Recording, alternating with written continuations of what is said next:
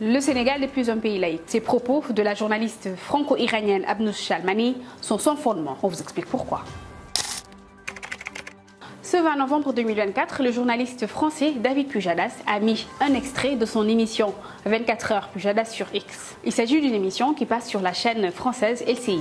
Sur la vidéo en question de 4 minutes 50, une journaliste, Abnouche Chalmani pour ne pas la nommer, fait une chronique aux accents de commentaires sur le Sénégal après les résultats provisoires des législatives du 17 novembre dernier. Beaucoup de ces propos ne collent pas à la réalité, mais ce qui a le plus attiré notre attention, c'est ça. C'est très bien, mais c'est moins bien quand je vais vous apprendre cette chose très triste. Il n'y a plus de laïcité au Sénégal. Voilà, moi c'est quelque chose qui m'attriste. Quelques éléments de contexte pour comprendre ces propos. Depuis octobre 2024, le gouvernement a décidé de mettre fin à l'interdiction des signes religieux à l'école. Autre passage problématique de la journaliste, elle indique que l'actuel président Bassirou Diomaye Faye a milité avec les frères musulmans. D'abord, nous avons fait une recherche toute simple sur l'état de la laïcité au Sénégal. Mais avant cela, nous allons préciser que Chalmani base son argumentaire sur des propos de l'actuel PM Ousmane Sonko, en déduisant que le Sénégal n'est plus un pays laïque. En réalité, le 30 juillet dernier, le Premier ministre recevait des lauréats du concours général.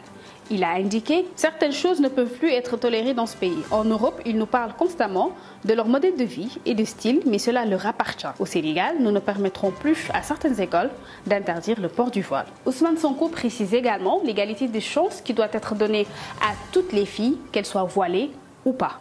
Pour revenir à Chalmani, elle a avancé que le gouvernement a décidé de mettre fin à l'interdiction du voile dans les écoles sénégalaises. Il faut savoir que cette interdiction n'a jamais été officielle au Sénégal. Elle n'a jamais fait l'objet ni d'arrêté ni de communiqué du gouvernement. Pour la petite histoire, l'interdiction a été comprise dans un règlement intérieur d'une école privée, la Sainte-Jeanne d'Arc. Et cette histoire remonte à 2019 lorsque des élèves voilés avaient été exclus, puis réintégrés suite à un débat qui a été suscité. Et un compromis a été trouvé entre l'institution et les élèves. Au Sénégal, la laïcité ne peut reposer sur une question de voile dans des écoles privées. Et c'est Amidou Sambaba, expert en sciences politiques, qui nous donne une définition réelle de la laïcité.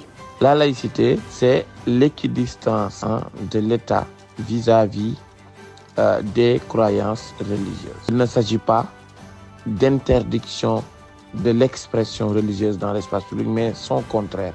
La laïcité dans son vrai sens, je pense qu'il faut lire le professeur Djibril Samb ou la Constitution, ou même pour les Français, même la loi de 1905.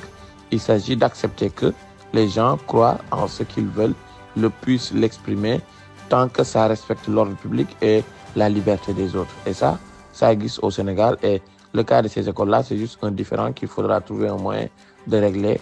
Mais ça ne remet pas en question l'existence de la laïcité au Sénégal. La laïcité a toujours été au cœur de la République du Sénégal, et cela depuis la première constitution en 1960. L'article 1er stipulait que la République du Sénégal est laïque, démocratique et sociale. Elle assure l'égalité devant la loi de tous les citoyens, sans distinction d'origine, de race, de sexe, de religion. La Constitution de 1963 abondera dans le même sens, ainsi que celle de 2001 et de 2016. Peut-on alors parler de la fin d'une laïcité au Sénégal sans toucher à la Constitution? Évidemment que non. Abnouche Chalmani a aussi indiqué que le président sénégalais Bassirou Diomaye Faye a milité dans sa jeunesse avec les frères musulmans.